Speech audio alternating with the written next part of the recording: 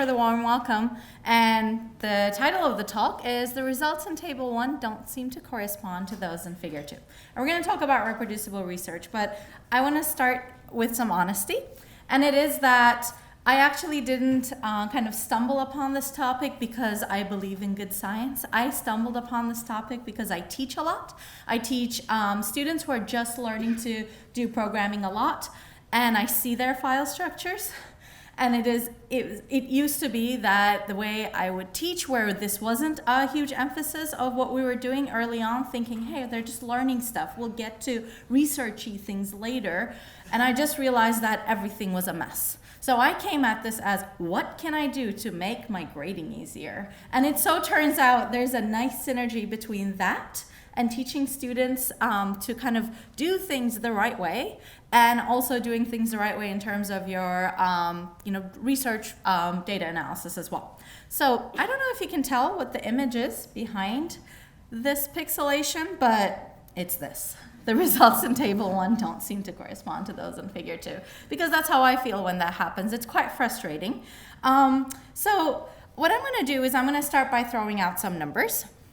These are just some random numbers, and because they're random numbers, I'm going to show you the code that I generated those random numbers with, so you can reproduce them. So one quick hint there, if you're doing any sort of random anything, you got to set a seed somewhere, and you got to make sure you disclose that, otherwise nobody else is going to get to those numbers. But let's get to the real numbers. 70. 70 is more than 70% of researchers who were surveyed by Nature. It was about 1,500 researchers in 2016, said they tried and failed to reproduce another scientist's experiments. 50 is more than 50% have tried to fail to reproduce their own experiments. 152 is the number of Google Scholar results as of yesterday that contain the term reproducibility crisis just in 2019. And we're on March 14 today, so we're not that far into the year. And 1992 is the earliest reference that I could track down, there may be earlier ones, to reproducible research. So I want to show you what was there in early 1990s, and we can think about how far we've come or how far we haven't come. So this is from a faculty member at Stanford, and I'm going to kind of like focus on one bit here. It says, in 1990, we set the sequence of goals. Learn how to merge a publication with its underlying computational analysis, teach researchers how to prepare a document in a form where they themselves can reproduce their results, learn how to leave finished work in a condition where coworkers can reproduce things, prepare a complete copy of our local software environment so graduating students can take it with them, merge electronic documents written by multiple authors, and export electronic documents to numerous other sites so they can readily reproduce a substantial portion of our Stanford research. They said they achieved these goals in 1990, and I believe it. And I know that the tools are out there for us to achieve them as well, but actually somehow we stumble upon all of these things. Somewhere in our research it so happens. And I want to highlight one other bit from here. Now that we have begun using CD-ROM publication, we can go much further. Every figure caption contains a push button that jumps to the appropriate science directory and initiates a figure rebuild command and then displays the figure, possibly as a movie or an interactive program. So this was their hope in 1992, and this was published in Nature in February 2019, just the end of the month, so very recently. There actually is now a fully reproducible article published on this journal called eLife, where you can click on those plots and change the R code and see the changes as well. So the data underlying is there, you can export it, but the idea is that it is published in a manner where you can actually make the changes right there and play around with things. That's how long it took for us to get to that goal. Now, I'm not saying this wasn't achieved in other environments, it very well may have been, but this is the first time we're seeing it in a kind of journal publication. So I want to set the stage before I go much further and talk a little bit about replicability versus reproducibility. So when I think about these two things, first of all, under either definition, we're talking about the same research question. So either myself or a collaborator or somebody else tries to actually answer the same research question. And their goal is to get the same results. That would make my study replicable and reproducible.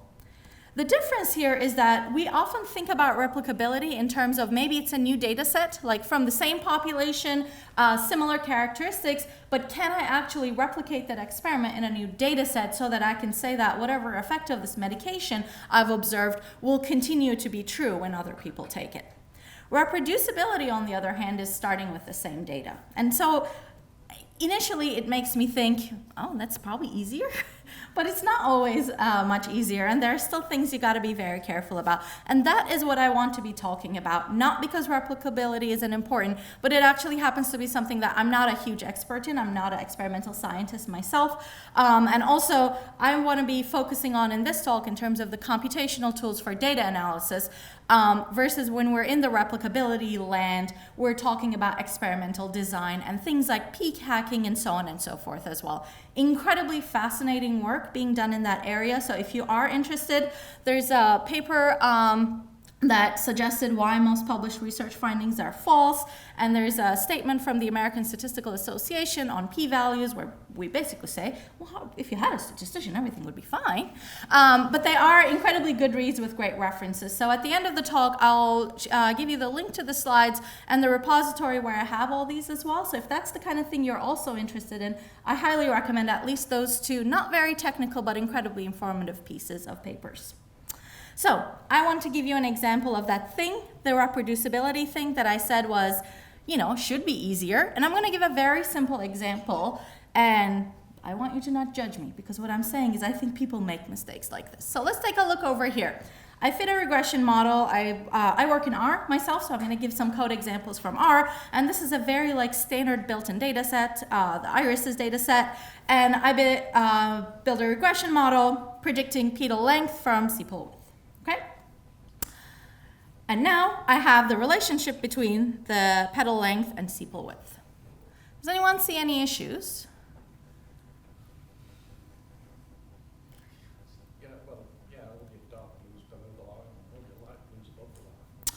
Okay.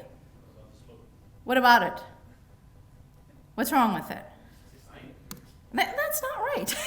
One of them says negative and the other one is positive, okay? So how did I stumble upon this? And I'm purposefully giving a very simple example here, acknowledging that probably the data analysis you're working on are even more complex, which will make it a lot harder to spot such a thing. And we didn't even get 100% right here. So it's such a simple thing, it's very easy to overlook these issues. So what happened here? Well, I started writing my report, I ran a model, and then what I did is I copied and pasted it into my document, okay? Then I went about my way and I started doing a bit more writing in Word or something like that. Then I build a visualization and I actually print that there and put it in my graph as well. All is well, we are seeing that negative 1.74 slope.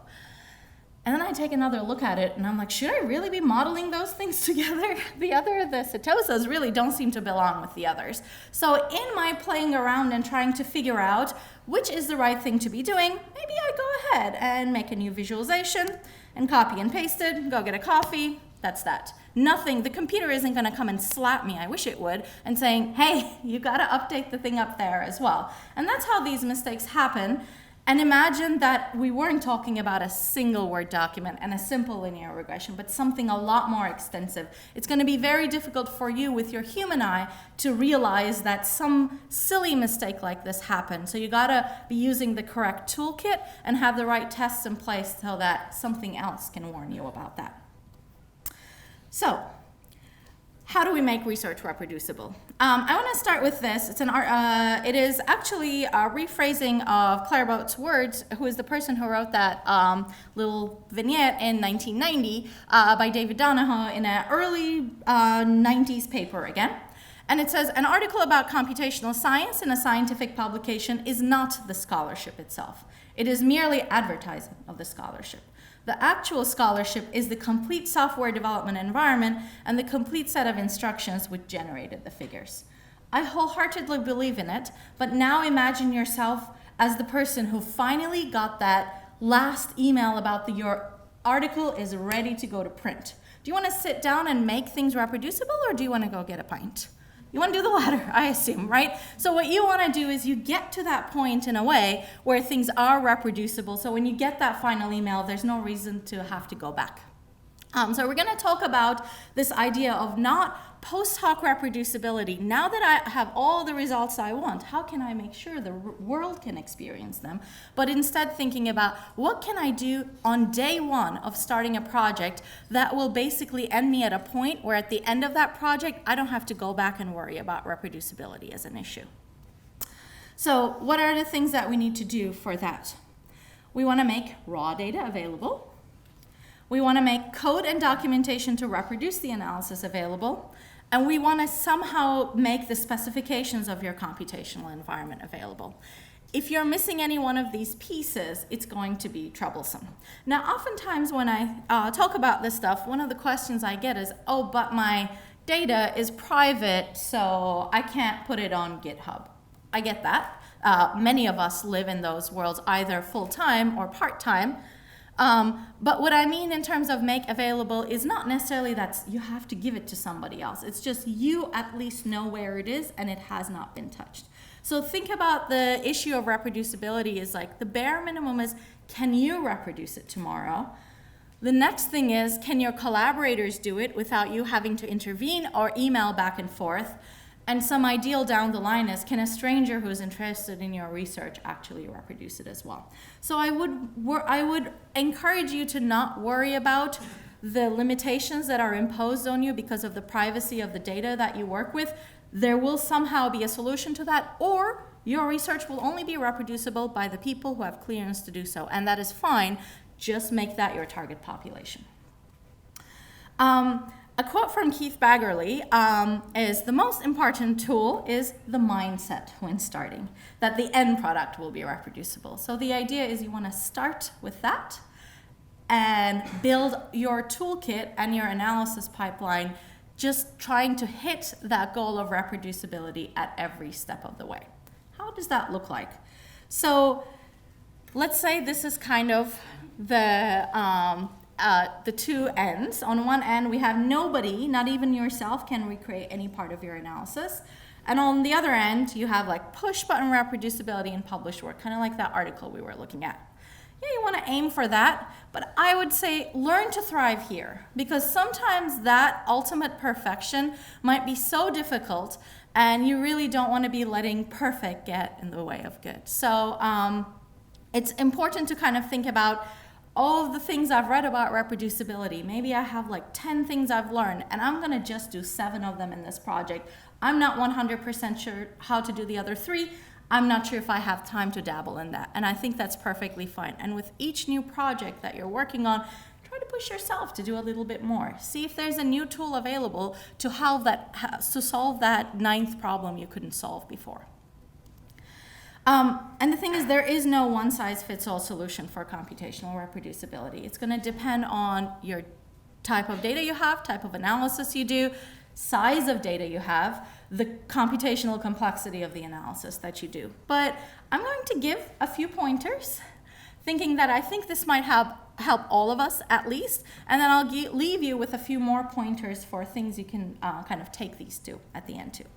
So the first thing you want to do is organize your project. Seems very, obvious, but what if we just said right now, I'm going to ask everyone to come up, bring their laptops, and we're going to just plug them on the projector, and we'll see how you organize your projects. You kind of want to be ready for that and feeling like, yes, anyone could take this over and figure out the steps in which I did my work. So if this is the level of organization, and this is one end, and that's the other end, you want to be somewhere here, okay? If you don't know who that is, take the weekend off and watch the organization show on Netflix or whatever is available in the UK. All right, so again, it's not necessarily going to be the same, but what you want to do is you want to have a plan in mind. So if it's a simple analysis, maybe what you have is a folder with your raw data. That is the vault. You don't touch that place. You only drop a few things in there, and you never, ever open those documents in any sort of software, not plain text editor, not Excel that's going to change your genes into dates, nothing, all right? And then you have your process data and a manuscript, and maybe that manuscript is an R Markdown file. How many of us are familiar with R Markdown? Great, a good number of hands. So it's a literate programming platform, and you can basically have your prose and your code in one place. And if you're doing a simple analysis, it might be sufficient that your processing code is there as well. I did still say you may want to save your process data file in case that's helpful for kind of going back to and doing some tests. For a much more complex analysis, things are going to grow, right? So maybe now you have scripts that you have to run in a certain order. Maybe you actually are having to think about computational complexity. And if you've ever used an R Markdown document, when you hit knit, it runs everything over. Many of us are working on projects where we don't have the time for that to happen. So you want to be thinking about what's the right way of automating certain things and only calling the certain pieces of code that end up in my prose at the end. But your manuscript is still an R Markdown file that either pulls in the figures you saved or the script you wrote at one point or another. And there's going to be, I can imagine a few of you are looking at these and thinking neither of those are going to work for me. That's also fine. The important is to stick with the conventions of your peers. This is important because if you don't, it's kind of like, when you get in a new relationship and things are getting serious, you want to have that conversation. You want to have this conversation with your collaborators and think about, this is how we're going to organize things. So if tomorrow I get hit by a boss, you know where the files are. And I think it takes some time to kind of settle on the right organization for your group, but I do strongly believe that even though it seems like work that's not rewarded, that doesn't tend to be, in academia, that's not what gets you a publication necessarily. Perhaps in the industry, that's not necessarily billable hours, but I think ultimately it's stuff that's going to save you a lot of grief at the end. Next is to keep your data tidy and machine readable. So let's say that I have a data file like this. I often have data files like this. I have some students, they've taken 2 exams, I know their majors, and then at some point, myself or a teaching assistant was being lazy, and we actually kind of like marked some students to make sure we have our eye on them with a color. This is not going to be machine readable, right? I have those merge cells that I love. The header is split across 2 rows. That's not going to really work for most things that I want to work with. So ultimately, I want to get to something like this. Every single piece of information that you may want to access is actually machine readable, so that low has actually become a new column now. We don't have any empty cells, they are NAs, and if it is true that a missed exam is basically an NA, if that's how you want to treat it as opposed to a 0, you want to put that in there. And the goal is to do this not manually though, right? So you want to record the code, you want to document the non-code steps. So in this case, I would be documenting, either I'd be writing some sort of a hacky line of code where I assign the lows and okays to students, or maybe I do manually enter that one column, but I document it somewhere so that when I have a next batch of students or this file, the raw file gets updated, I can do that again. And you probably want to write some tests. If you're going to be running files through this code, something very simple here could be, give me a warning if people got above 100. And if you don't give extra credit, then you know that there's a mistake there. There's a paper that's cited at the bottom of the slide by Carl Broman and Kara Wu about data organization and spreadsheets. And it's a wonderful write-up of what are the things that you can do. And one of the things I realized as a statistician myself is that I'm often not the one recording data. I mean, student data is just about all I record. Often I have collaborators who bring me data, but that's like my Christmas gift to them. I'm like, come, go read this. The next time you bring the data file to me, I don't want any coloring up there. Number 3 is comment your code. Again, very obvious, but let's take a look here. I've made a plot and I have done some smoothing and I even commented, use lowest smoothing. What is 0.375? How did I land on that number? So when we think about commenting our code, you don't want to be actually thinking about writing so much about what you're doing, but more about why you're doing it. Why did you make the certain decisions along the way to actually be writing that? What you're doing is probably obvious to you from the code anyway, or perhaps it's not because it's a lot more complex, but you always want to make sure that if you have made some sort of either human or data-driven decisions along the way, those actually go into your comments as well. Number 4, and I don't have an explanation of this, it is just a factual statement. Just use READMEs liberally. I haven't met anyone who says, I love writing README files, but you know, they're actually pretty informative. So that folder structure that I was telling you about, put a README in every single one of them. Maybe if you have 18 steps for your analysis, actually give like a description of like overall what is happening in them. Why should you be running them in a certain order, or which ones should you be running in parallel? Again, the idea is you get hit by a bus, someone opens that folder, let's try to help them. And I don't want to be grim. It's not that you're going to get hit by a bus. It's that 3 months later, you're not going to remember what you did. So you're really just being kind to yourself at that point. Number 5 is using literate programming. So the roots of literate programming actually date back to Donald Knuth in, I think, early 80s. So there's, again, nothing new here, but the toolkit has never been so easily accessible for doing that. So in R, I would be using R Markdown for my literate programming, and it's a file that looks something like this. I have some meta information up top that tells me something about the document and kind of the title and what's there, the date. And then you can see, for example, in lines 21 and 22, I have some prose. And then the next one that's grayed out a little bit, 24 through 27, is actually some code. So what happens when I knit this document is I get something like this where my code and my output are in the same place. So at this point, even if you wanted to, you can't break the reproducibility chain, because every time you hit knit, it's actually going to run your data. And if you're loading that raw data or that mid-step process data there, you know that you're at least working with the clean data that you intended to, as opposed to an object you may have accidentally overwritten.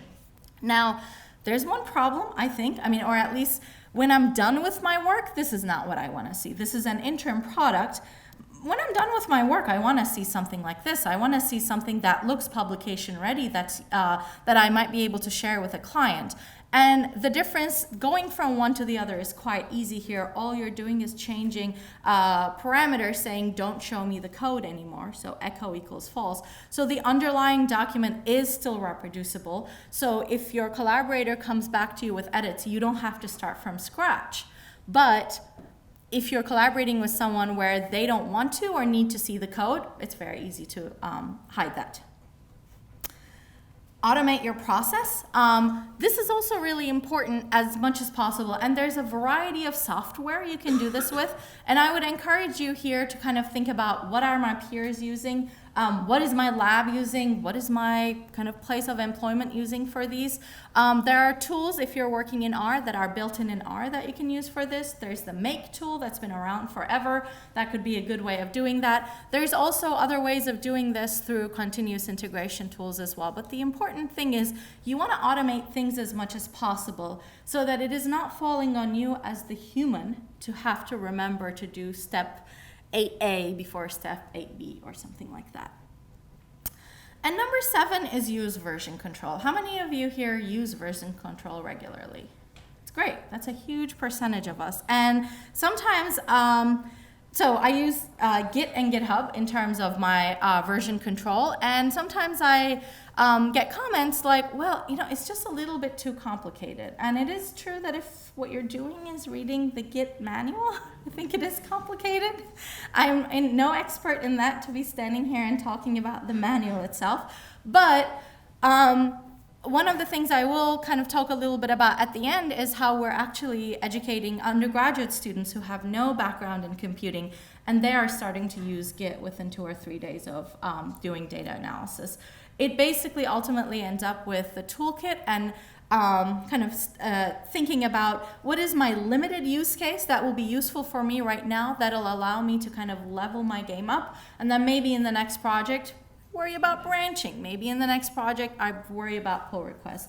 Don't worry about taking baby steps. If there's an ultimate goal that is industry kind of standard and is good in terms scientifically, you might as well jump right in. And the last thing I will mention is share your computing environment if possible. And this is also a lesson coming from working with our undergraduate students as well, and then just seeing that, oh, well, that's what people in industry do anyway, or that's what people in research labs do anyway. No one's necessarily running the code on their personal computer, and what that does is you're eliminating bits and pieces of things that you might not have control over due to system libraries being maybe installed or not installed on your your computer. So the goal is to be working in a way where if you run the same code, your collaborator runs the same code, you can get to the same results. Same parameters are being used, same randomization is being used. And one great way of doing that is if you're doing this in the same computing environment. Now, when we start talking about external collaborators, obviously, we want to be thinking about different technologies like Docker and whatnot to be able to recreate this notion of a shared computing environment. But if you do collaborate, but you kind of just like run your code on your machine and your collaborator does it on theirs, and sometimes you email each other back and forth saying, oh, you may have forgotten to update a package, I very strongly encourage you to abandon that practice and try as much as possible to move into a cloud computing environment. There's a lot more advice out there for reproducibility, so I wanted to kind of put a plug in for a recent-ish paper from last year by Greg Wilson, Jenny Bryan, and a few others on good enough practices in in scientific computing. And this actually is a sequel to a paper a few of those authors wrote saying best practices in scientific computing. And it turned out it's a bit too much. Not everyone's going to get to the best practices. So the idea is, let's be realistic and think about what are the good enough practices that we can start with. And ideally, you go through all of this and you implement everything that's there, and then you graduate to the best practices. But it's laid out really nicely in 6 sections that tell you what should you do for data management, what should you do for version control, so on and so forth. All right. So looking into the future, what do we do next? So I gave you this quote from Keith Baggerly before. The most important tool is the mindset when starting that the end product will be reproducible. And there's a quote I really like from Carl Broman. It's that the second most important tool is training. So I kind of come at this reproducibility issue as an educator, at least, from kind of I have a two-pronged approach here. One is convince current data scientists, these could be industry professionals or research scientists or academics, to adopt a reproducible data analysis workflow if they don't have one already, or if they have one but perhaps there's a better tool out there and you feel like they would actually benefit from upgrading.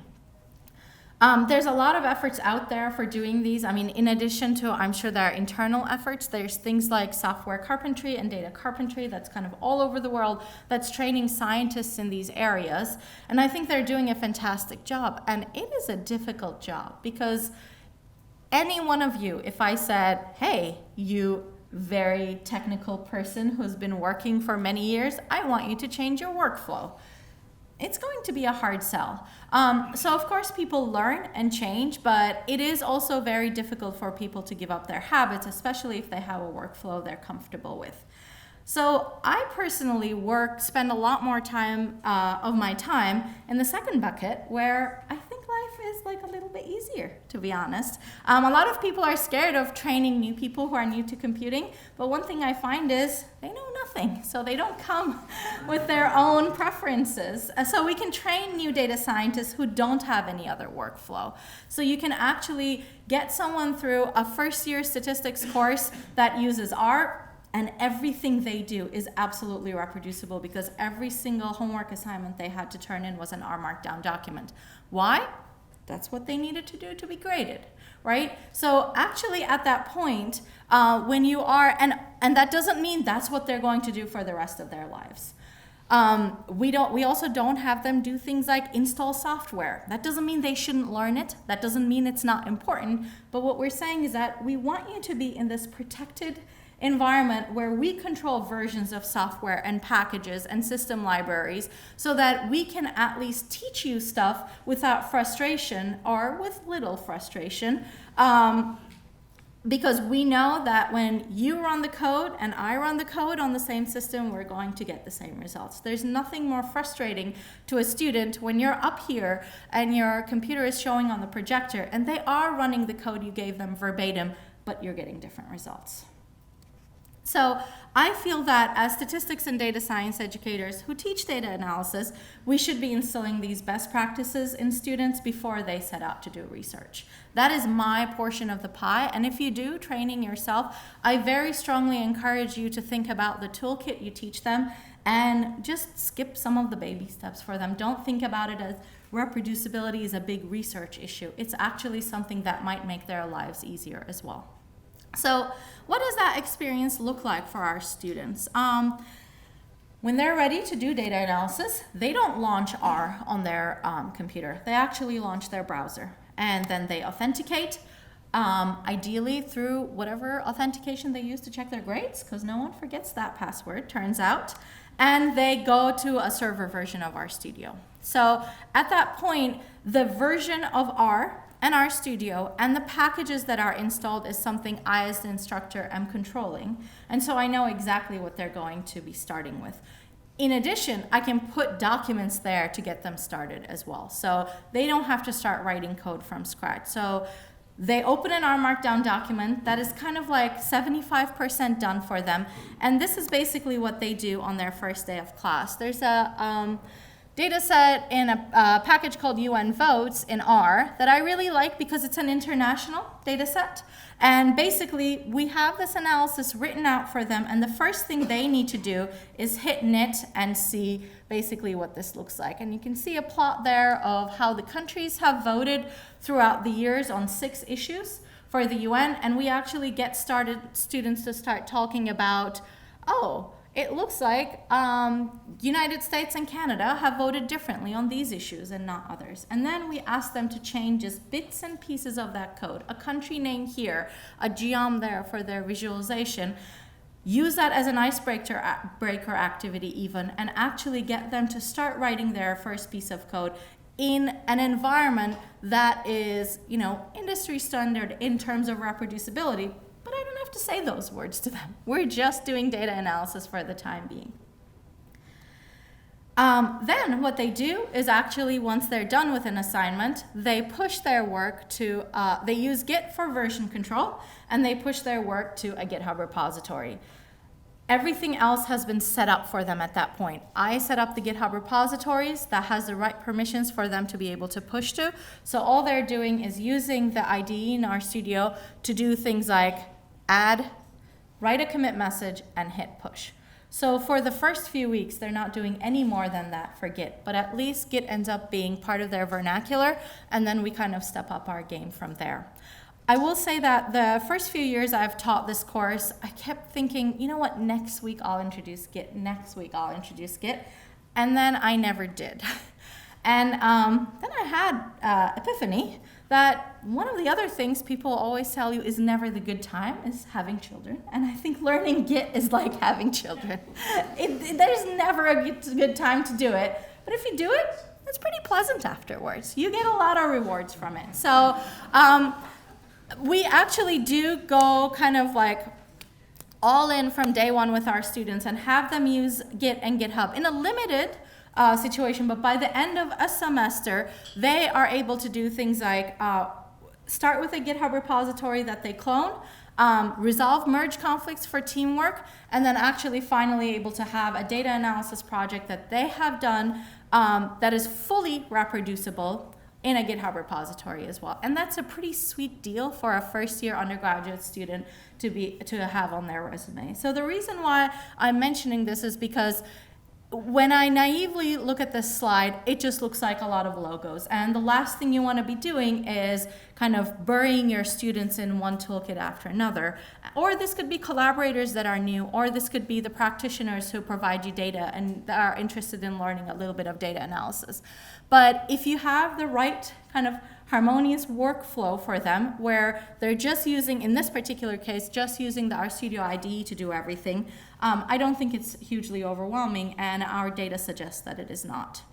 So that's kind of all I had. This is basically where you can find the slides for this, and at the bottom of that link, there's also a link to the GitHub repository that has the bits and pieces of scripts that I show the code from, and also all the references that I cited as well. Thank you.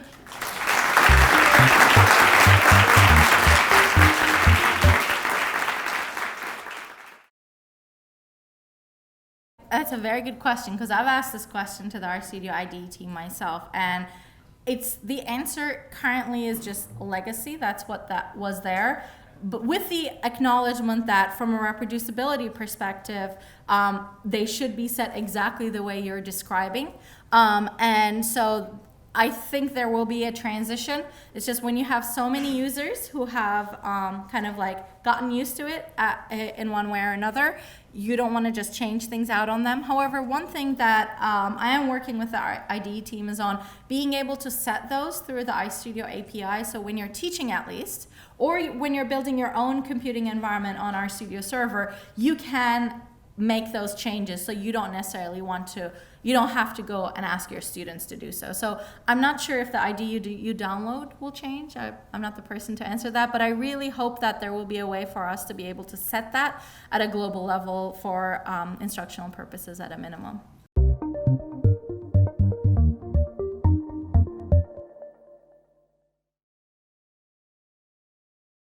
I agree with you that I think that's an important skill to have. I teach students, or this particular example that I was giving purposefully, the one I picked, is a class where we have absolutely no exposure, no programming, no stats, no data science, no computer science background for a huge majority of the students. So I think that I currently teach in a 15-week setup. I know that the semester is even shorter, for example, here.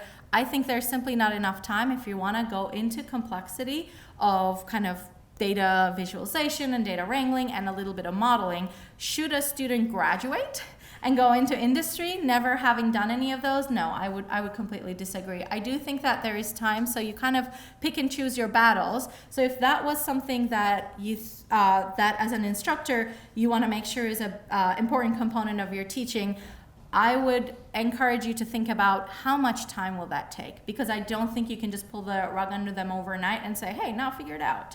I think that it is something that requires dedicated class time and dedicated focus, and if you're able to carve out time either in a first class or in a later class, that's great, but it's certainly not something I personally would recommend doing on the first day of class.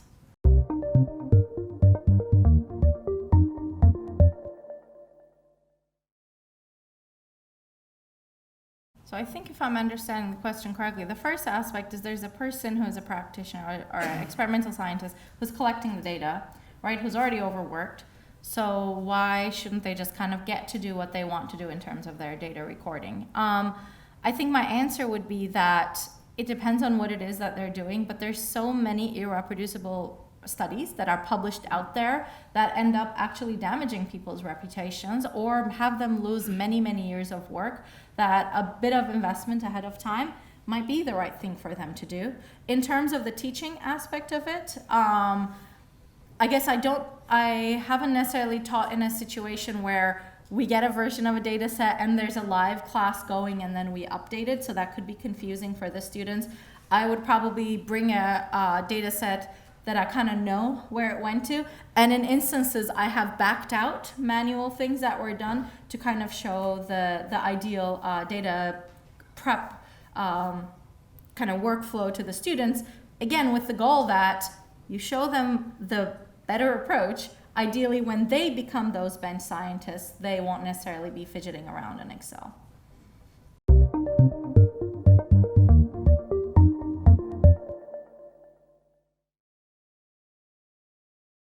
I'm trying to think, so I've done a semi-extensive, I'd say, literature review in preparing for this and a few other projects. I think there are surveys out there of self-reported information from scientists.